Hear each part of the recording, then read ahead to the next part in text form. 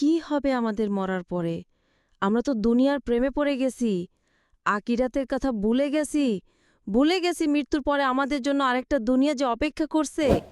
মরতে তো একদিন হবেই। হয়তো একদিন পরে, নয়তো একদিন পরে। নামাজ রোজা ছেড়ে দিয়ে টাকার পিছনে ছুটতাছি। এই টাকাই কি আমাদের সঙ্গে যাইব না রে ভাই?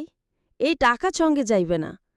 যাইবে শুধু ৩০০ টাকা দামের একটা কাপনের কাপন। মা বাবা ভাই বোন কেউই আপন না।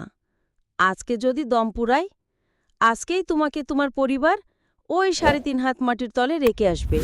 তাহলে কিসের এত টাকার টেনশন? তুমি কার জন্য এসব করতেছ? যে তোমার এই শ্বাস বন্ধ হওয়ার সাথে সাথে কবরে রেখে আসবে তার জন্য? পৃথিবীতে কতই না মানুষ মারা গেছে, কাউকে কি তারা রেখে দিয়েছে? না রে ভাই, না। সময় থাকতে ভালো হয়ে যাও। বাল কাজ করলে জান্নাতে যেতে পারবা। আর যদি সুদ ঘুষ গরিবের হক মাইরে খাও, তাহলে জাহান্নামের জন্য প্রস্তুত হও। ভাল কাজের দাম আছে, মন্দ কাজের দাম নাই। আমার চ্যানেলটা সাবস্ক্রাইব করবেন।